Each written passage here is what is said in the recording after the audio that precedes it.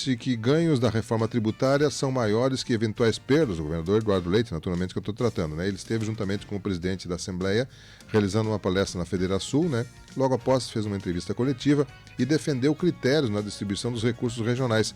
A informação nos chega com Eduardo Leite com Eduardo Liães pela Rádio Agerte. O governador Eduardo Leite e o presidente da Assembleia Legislativa, Vilmar Zanquim, foram os palestrantes da reunião Almoço Tá na Mesa da Federação. O tema central do encontro foi a reforma tributária que está para ser votada na Câmara dos Deputados. Logo após as palestras, Leite falou da reforma tributária e defendeu a proteção à distribuição dos recursos regionais. Olha, me alinho na manifestação do governador Tarcísio. Existe um percentual, né, para poder definir, mas estamos muito mais convergentes do que divergentes. Alguns pontos específicos, como eu manifestei aqui, merecem atenção. Se a gente vai abrir mão de parte da autonomia de definições dos governos estaduais, interpretação de normas e operação de recolhimento de impostos, é importante que o Conselho Federativo, que vai responder por essa operação, tenha uma regra de governança que não permita que algumas poucas regiões preponderem sobre outras, gerando uma deslealdade federativa.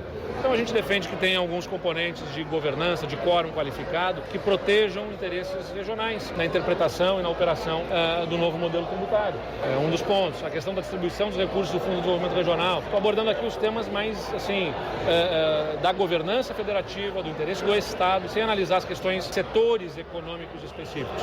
Considero que a reforma vai ser muito importante para o aumento de produtividade, à medida em que a gente racionalize as normas tributárias no país, tenhamos menos alíquotas, menos impostos e, portanto, algo mais simples que faça com que quem empreende possa colocar energia em empreender e não ficar sempre sob a insegurança de se estar pagando o certo, do jeito certo, ao ente federativo certo. Toda essa insegurança, essa incerteza, tira o dinamismo da atividade empresarial e, no final das contas, significa menos riqueza e menos empregos para a população.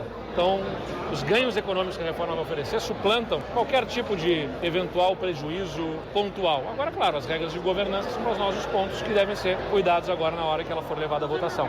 O governador disse que o Estado não tem uma proposta fechada de reforma tributária. A nossa equipe técnica traz alguns modelos, tá? Mas nós não temos, assim, um pensamento fechado e acabado de que deva ser esta fórmula ou aquela. O que interessa é que seja uma fórmula que melhor distribua os recursos regionalmente.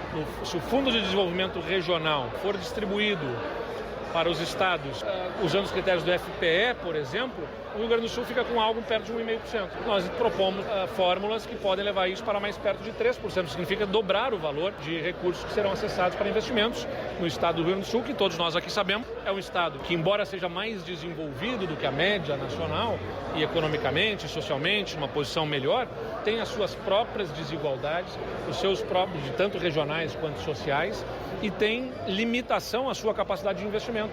Nós não temos fundos constitucionais, nós não temos royalties de petróleo, nós temos um Estado que, por conta de decisões do passado, boa parte do nosso orçamento é demandado para pagar a folha de pagamento e dívida, limitando a nossa capacidade de investimento. Então, é importante que a União observe isso e seja solidária com os estados no Brasil, não apenas num caráter regional, mas olhando também a dimensão social. Agora, como eu disse, a fórmula é o PIB inverso per capita, é o critério do cadastro único, do Bolsa Família, enfim, estes poderemos chegar a um acordo, desde que o resultado final é que nós desejamos, de uma maior participação dos estados do Sul e Sudeste neste bolo, saia de algo perto de 15% para mais próximo de 30%. Falou dos critérios possíveis de distribuição dos recursos entre as regiões. Assim, se for o modelo do Fundo de Participação dos Estados, o Rio Grande do Sul teria acesso a algo em torno de 1,5%.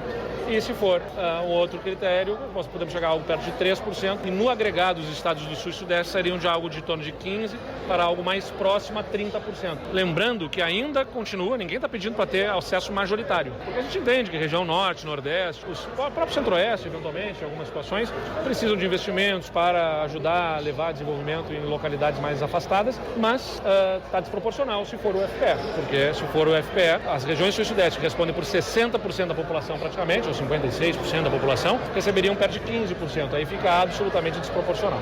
Este foi o governador Eduardo Leite. Para a Rádio Agerte, Eduardo Liães. Valeu, Eduardo. Obrigado pelas suas informações que nos trouxeram aí a posição do governo do estado do Rio Grande do Sul, né? Que também está favorável a que seja feita a reforma, mas com algumas dúvidas ainda que precisam ser clareadas, né? A maioria dos especialistas que a gente tem ouvido tem dado a informação de que pior o que está não fica, né? Que nosso sistema tributário brasileiro é um caos total e que dificilmente vai se conseguir algo pior. Mas que a reforma que está sendo colocada não é ideal, mas precisa ser trabalhada, né? Precisa ser feita. Essa é a grande maioria das posições que a gente tem ouvido aqui de pessoas que acompanham, que têm informações sobre esse tema. Bom,